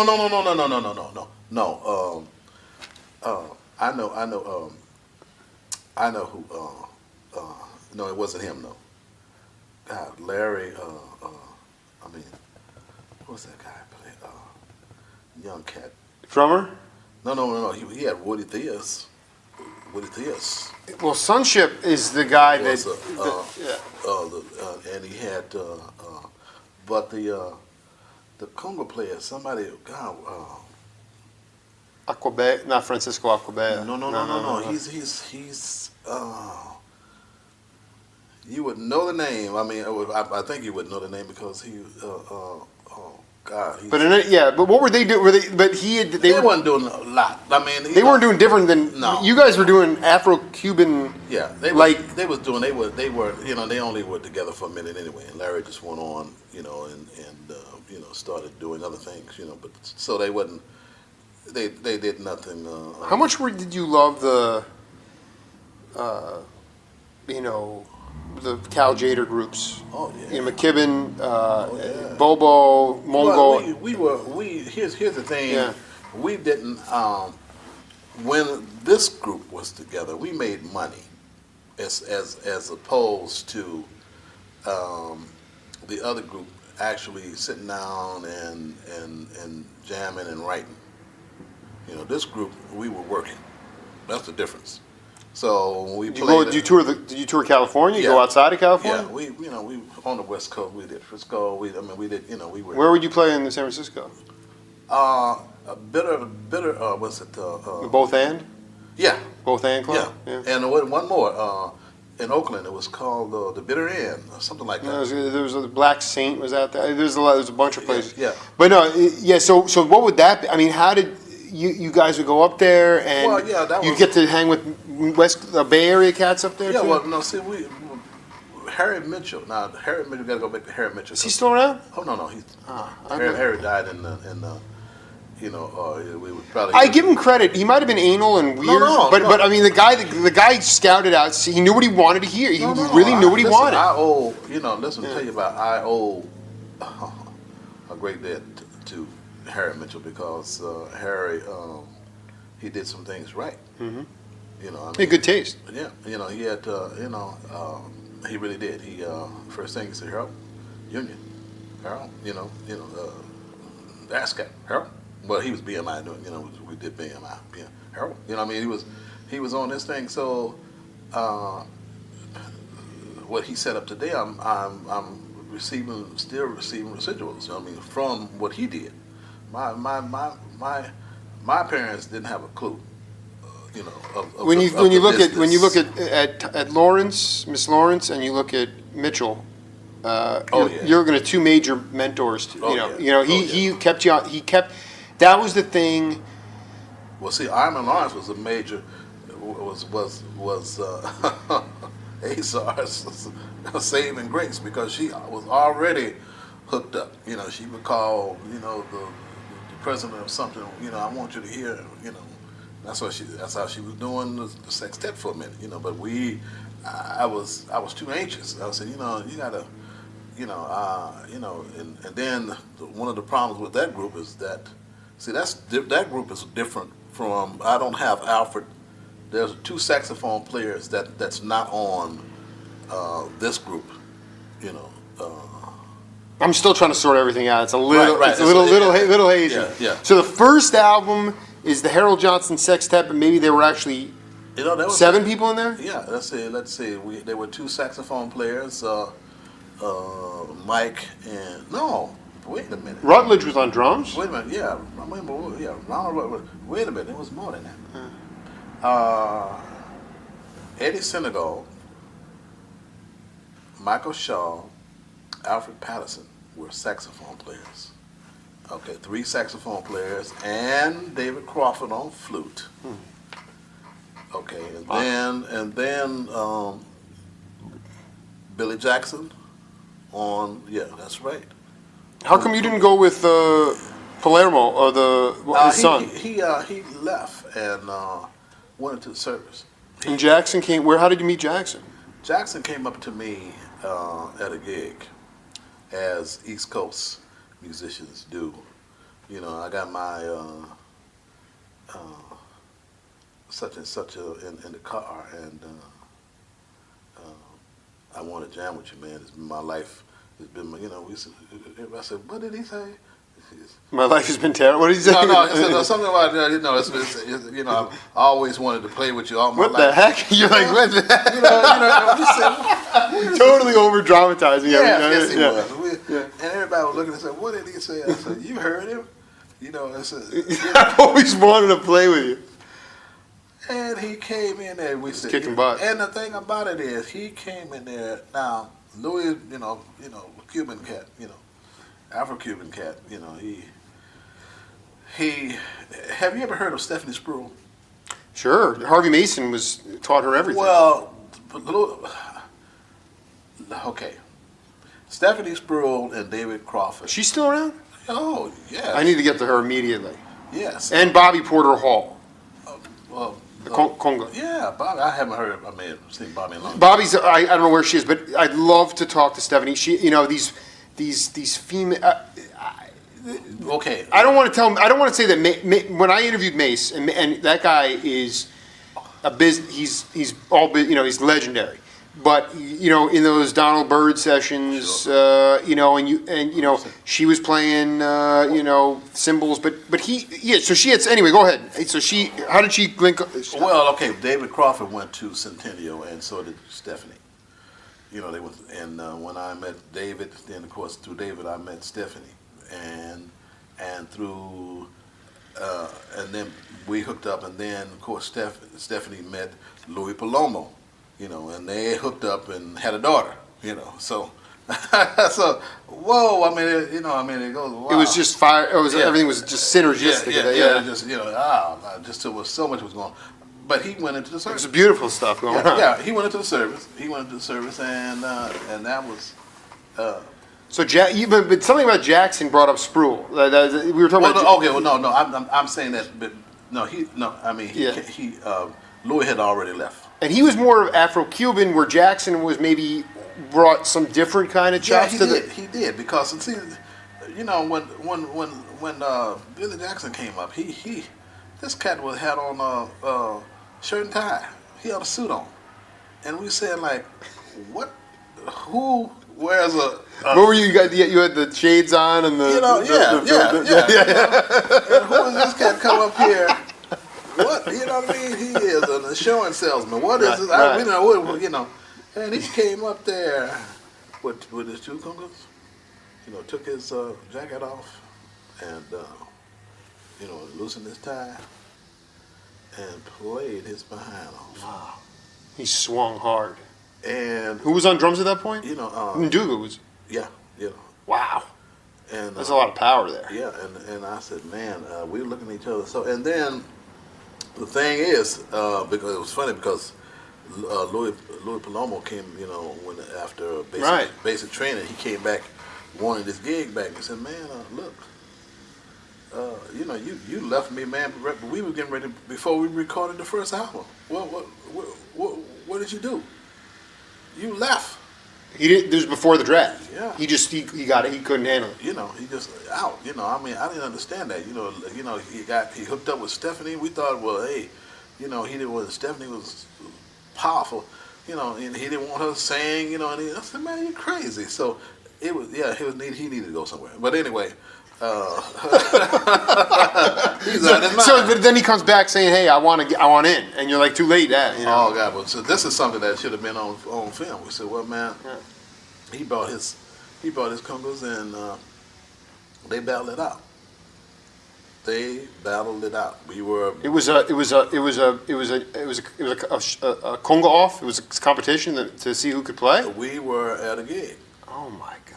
We were at a gig. This has got to be. I wish there was film of this. I know. This is legendary Americana. Yeah. This is why I do this show. I understand. They got together. Please put me back in that room. Well, okay. We were at Long Beach College, Long Beach, doing it was a dance, and of course we did our thing, And here comes Louis.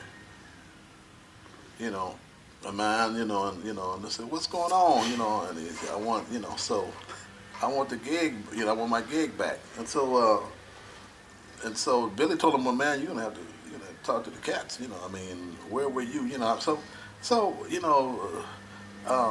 You were the leader though. Yeah. So but then Jackson was saying to him, you need to talk to everybody else. No, he said you need to talk to Harold, because right, because hey, he makes, he's calling the shots. Right. So, but I didn't. I was somewhere else, and, when they came and got me, I said, man, you need to come around here and see what's going on. And when I came around, when I came back in, I looked over the stage. Louis was bringing his congos. So now I got two congo players. How many was he playing? Two? He had two. So you had four now. Yeah. So. And a trap set. Yeah. Dude, that's you got recordings of that band? No. This is that band, but not. Does the record do you think it's a good representation of that band? Good. Yeah, well, not this. This is just. I know. Yeah, I know. Yeah, I think it was. I think it was. But so you were kind of in another world. You come back in, all of a sudden you're like, holy cow! There's my old buddy. I got Jackson now. 4 congas. Let's play the gig. So I said, I'll tell you what. So we had a group.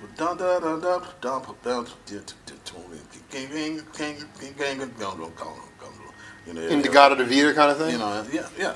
So, and I said, on Kunga,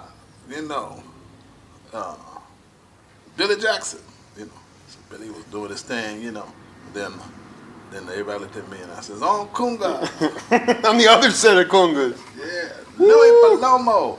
Then he did his thing, And so it wasn't enough. So I tried to, bring the everybody back in, and Billy waved me down. Billy took his second solo. So, by that time, everybody already danced for 10 minutes. By that time, then nobody was dancing, so everybody started crowding around the stage. Yeah. Wow. And then it went back to, and finally it was It was a battle. It was a. I mean, there might be a picture, but not a recording. It might be a picture of the two of them somewhere around, And they were. I'm talking about Louis Palomo's hands were bleeding. Yeah. Okay.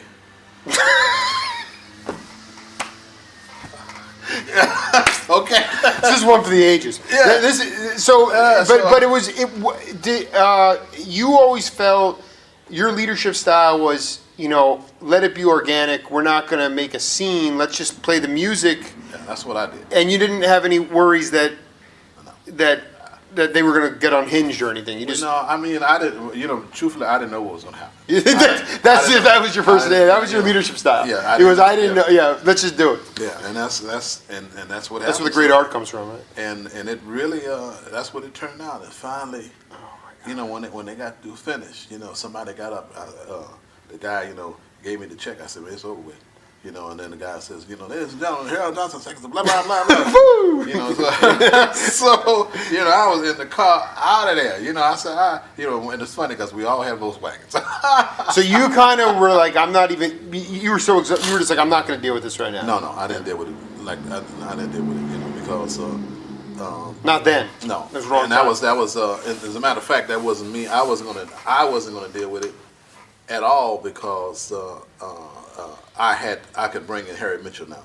I said, well, Harry Mitchell, he's producing this, and we are, and he says, man, well, I said, well, Louis, and the thing about it is, we talk about this. We recorded House on Elm Street 2 weeks after Louis left, and we were doing a gig, and matter of fact, the gig. I just want to be clear. He was supposed to be on the album. That's right. But then he bounced out of town, couldn't handle, got too hot. Yeah. And then wasn't there for the session. That's right. Right. So he knew in his heart of hearts. Yeah. That he had copped out. Yeah. But he couldn't. He was still going to make a run at. He was going to push. Yeah. And unbelievable. And we had a good gig coming up. I said, man, you got to make the gig. We've been rehearsing and. We got a little, got some airplay coming, and he didn't make it. So, and Billy Jackson was listening to 105, knew we were going to be there, and.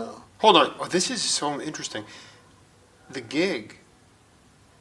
That was the gig that Billy showed up and said, I wanted to play with you for my whole life? Oh, no. Yeah, oh, okay. no. So he had already been, what I'm saying is, I guess that what I'm confused is the timeline here. The album Elm Street, Louis was supposed to be the conga player. Yeah. We only rehearsed. We probably rehearsed with Jackson. Jackson probably Billy about 3 times. We had about 3 rehearsals. I think we like Tuesday, Wednesday. Before, right before. Right before. Oh, unbelievable. He probably just felt like there's no way that they're going to come up with anyone to replace me. That he thought he guessed wrong. He bet wrong on that. He did. But it hurt you though. It was not a good. It was not a good ending at all. No. He was pretty pissed. Yeah. No. So, we didn't. He was bitter for, quite some time, and I heard from him maybe in the '90s. Somebody called me from Vegas. Said, "Man, somebody want to talk to you," and it was Louis, Say, hey. Wow, beautiful. But that was. He's trying to get it out of his system. He knows he's got some stuff to clear. He loves you. Yeah, But Mitchell, it would have been as the leader. It would have been some leadership. I don't know how. I've never been a leader of a band. Never been a leader of anything. So it's like you don't know how to. But as long as it didn't affect the outcome of the record, or as long as Jackson stayed in the band for a while. Well, see, no, he was gone. He got pretty. He was gone. So that left a bad taste in his mouth too, though. Yeah, it was. Wow. Pivotal. And I think, but everything happened so fast. He left, and Jackson walked in the door. So it was. But he was, he had a thing about him though. You know what I mean? And nobody played congas, wearing a 3-piece. Nobody came, And it's kind of Armando Peraza kind of thing, you know. And he loved it. I mean, they loved him. You know, he'd come in there and He's a playboy, yeah. yeah, he'd take his jacket off and you know, and do his tie, you know, and then just so relaxed and just. you know, oh yeah, he did his thing and. But he wasn't fast, but yeah, and he had like a, was it more like like he had like a rock group, yeah, like more of a rock player? Yeah, but he was his thing was he was fast and he had some very interesting beats. You know, he knew all the beats. I'd love to have heard that. He knew everybody's stuff. He knew he wasn't no chump. He knew the different, but like Louis was from grassroots though. Mm-hmm. Louis could play one conga. Two was an orchestra, but he could play one and boy, whoo, pop. I mean, what would you have wanted? What was the out? You left that night from the dance. What would have been your ideal outcome? Well, it happened. This is the way it happened. Because it sounds to me that you would have kind of liked to have both of them. Well, I did have them that night. I know you did, and you announced them both as the co. But what would you have liked? What was the outcome there? Just well, we had moved on. Yeah, we had moved on. Sadly, honestly, we got a groove, and just that much. Billy and Ndugu locked in personalities was good. You know what I mean? Yeah, that's another thing. Personality. It's a big factor. Yeah, big factor. And so hey, we, but everybody in the group, Ron, Rutledge, he, Ron's still around playing. He played with Marilyn McCoo and Billy Davis for forever. So he. I don't know if he was like the MD, or so everybody in the group, they hung in the industry, and of course you know Larry Nash and Ndugu, but David, I'll get to Crawford. Oh yeah, David his thing is extensive, so wow, because he was he's Quincy Jones boy. I mean, he was in orchestration and I was listening the other day at I forgot about Michael Jackson, the Jackson 5. They never can say goodbye, and then the flute solo comes down. I said, God, I forgot that was David. I said he was all in the mix. He was doing stuff with, he was doing acting, and then he was in like Tammy and the Doctor. He was in plays. He was doing orchestration. He was a master of all trades. He was doing all kinds. I was trying to catch up and learn. Rutledge, stuff. I know that name. Ron Rutledge. I feel like he was playing on like Black Jazz records or something like that. He played on a lot of stuff, but he like finally hooked with Marilyn and Billy, and he did. And of course, for a while he did the Fifth Dimension thing, and then when they broke away, then he stayed with Marilyn and Billy, for years. So, and I tried to get him on Facebook, put that on. It was great music, but poorly recorded. That's what I'm saying about House on. Are you great music, terrible, just recorded on. Mitchell had no budget. That's the problem. He had no budget. Okay, so. No, let's go back to but now we're with Universal now. See, so we got a budget now. Right. So it was. This was quality wise. Everybody Loves a Winner. Quality wise. You can't find that album anywhere. It came online one time, and I mean it was water damaged and pretty banged up, and it was still $40. So but the vibes. I mean, you were channeling. There was just so much going on. That was influencing you. But what do you think when you listen to that album, to this album, not this one, but the Elm Street original? What were you trying to do that would put the Harold Johnson twist on it? What was it? Was it the gospel? So what was the vocals? What was it? What was making it different from Herbie Mann or Jade or anything that was going on at that time? It was for me. I think it was transitional. I think I was still. It was still. Kind of a melting pot. I mean, it was. Everybody. There was some jazz. There was Afro Latin. There was some gospel. We did two gospels. We did Go Down Moses. Don't. Everybody loved that. Go Down Moses on that flute. Just everybody. God. And of course, it was in the Watts Festival. David just laid them out. On that flute. And then. So you got an invite to the Watts Festival. Yeah. Oh God! I mean, who else was playing? We followed O.C. Smith. Hugh Masekela was on. And O.C. Smith. And here's the thing, we laugh about it. O.C. Smith. Everybody had 15 minutes. 20 minutes. Everybody had 20 minutes. 105 was doing it. O.C. Smith took up 5 of our minutes. And we were telling him to get off, and we were throwing rocks at O.C. Smith. Okay, we went juvenile. Yeah, you were getting pissed. Okay. No, I mean, yeah. And he was doing That's Life. Oh, that's life. I've been a puppet, a parrot, and the crowd loved it, and he did. And one more time, I've been a puppet. He was just egging you on. Oh, that did it. We were throwing rocks. You could hear ping pong pong. I gotta go. Yeah. Get off this thing. Oh boy. We got on there and we fast. Just so fast. We Yeah, you were playing for super speed. And anyway, it was a great, what a great, time that was. And then right after us was Hugh Masekela. Yeah. He was head. Wow. It's funny. I'm staying with the skipper, Henry Franklin. Okay. And I think he was playing with Hugh at that time. It was grazing in the grass time. Yeah. And to read about the debauchery.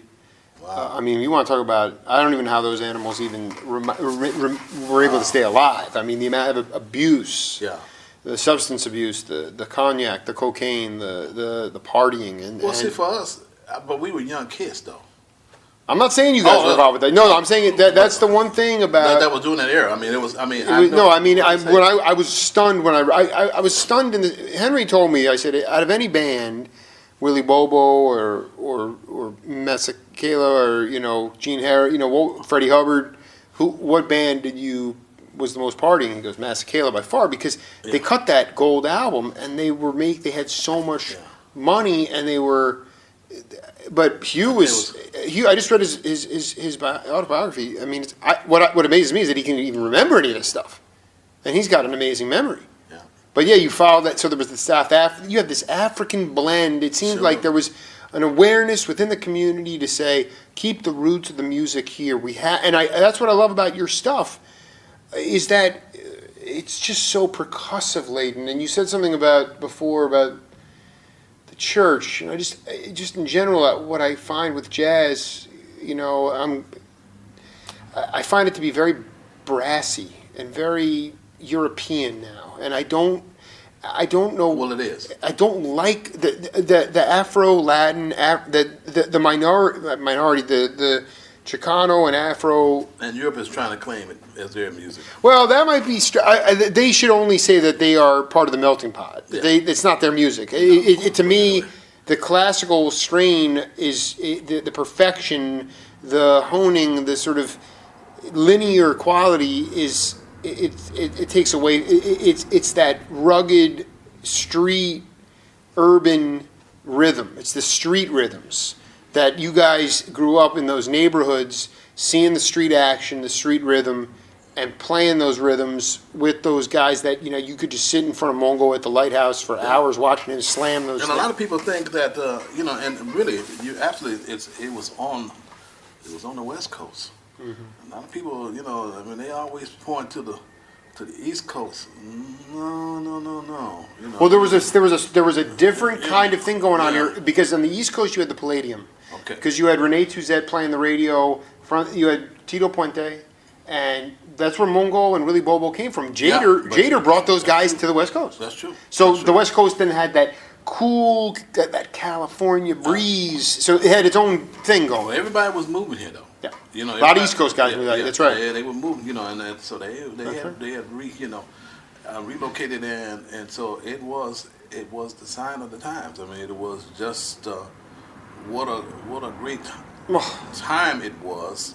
What a great era of music it was. I mean, and everybody, when you look back on it, I mean, of course there'll never be nothing. There'll never be that will never happen again. This is a whole different thing. But I'm amazed that when I turn on 88.1 KJazz, that's they're still playing in the 60s. I said, wow, I'm blown away.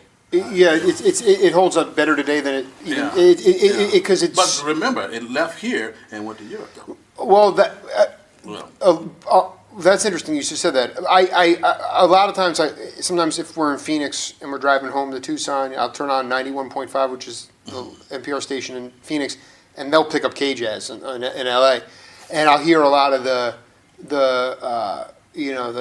Lee Morgans and the jazz, the Messengers, and and I'm okay with. I mean that stuff was fierce, and those guys were ridiculous. we all learn from Of course, Horace Silver, but it's like even I just like to push a little bit past that to the Harold John, the late '60s and early '70s because I like those isotopic. I like the Leslie speaker going through the Fender Rhodes. I like having the multiple Great sound.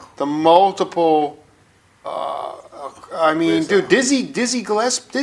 Dizzy became obsessed playing congas. After a while, he at one point in the early '70s, he had an album, timbales, congas, bongos, no drum, no trap set, and trumpet and a flute and maybe a piano. It's a different kind of thing. It's a different kind of feel. And I just It was ingenious in some ways, yeah. and you loved, and so then we move into so really that dance kind of hall, Jackson, and they kind of knocked themselves out. They were both gone. Yeah, they got it out of their system, and I remember David and I we talked about that. David said, "Man," he was just laughing because he was bubbling over because he could not believe what had happened. And I walked off stage, and went, I stood to the sideline what everybody else did, got me a lemonade, and watched them. I said, "Boy, this is unbelievable." Wait. So after the performance, they continued. No. This is how long this went on. You actually stopped playing. I walked off. Did Ndugu stay on drums? Oh no. I know they were just no. It just came down to it was mano y mano. Yeah, everybody left them on the stage. The audience thought we planned it. Audience thought they thought it was the greatest, and it was. It's probably the greatest thing that they've ever seen. I want to tell you something right now. Live jazz could use some moxie like that. Yeah, that could really. That's like a boxing match. It was, and I'm talking about. And when when they finally hit, everybody went up in flames. And the guy came up, not the sextet, I'm out of here, unbelievable. And we, of course, we were on the phone talking to each other all night long, man. I just got off, what we going? Landlines, no cell phones. No cell phones. Did you actually? But you didn't talk to. Did you talk to Crawford that night? Crawford, yeah. No, not. I'm sorry, not. You talking about Billy? Jackson, yeah. Yeah, Billy called me. He says, my hands are gonna fall off. He says, he asked me. He said, "Well, so what's up? Right. What's Yeah. And I said, "Man, I'm not making any changes. I said, we're going on. We got to do what we got to do." And he said, "Okay."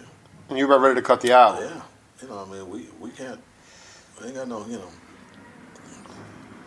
God, that was just, How long, without getting too into the details of this, is incredibly fascinating. Louis, how long did he actually kind of disappear for? well, he went in basic training. He No, no, but, oh. no. When he had when it kind of got too hot in the kitchen and he Well, left. I think it was because of the relationship between. See, this was a whole summer thing. I call it the summer fling. The '66 summer fling was between him and Stephanie Spruill. And that thing got, that's what made it crazy because Stephanie got pregnant. We were seniors in high school, and I think she had, she's graduating, whatever. We were all seniors, and he got out. Palermo played on the first album. No, he didn't.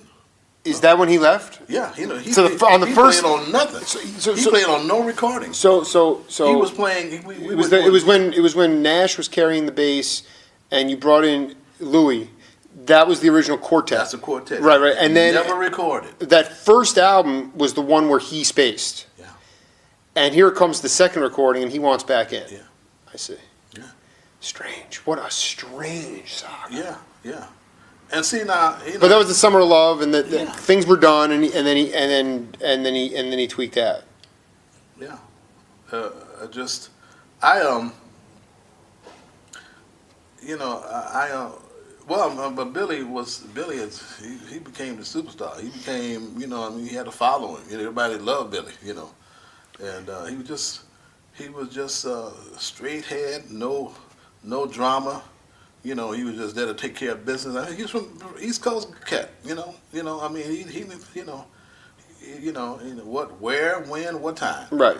I'll be there. No drama, and everybody say, hey, Billy's the one, and so he was like, And he gelled with Ndugu better. They jammed, but Ndugu was a great cat. I mean, Ndugu, No, I know. I mean, hold on. Ndugu's thing was, I appreciate him giving me props, for him starting his career.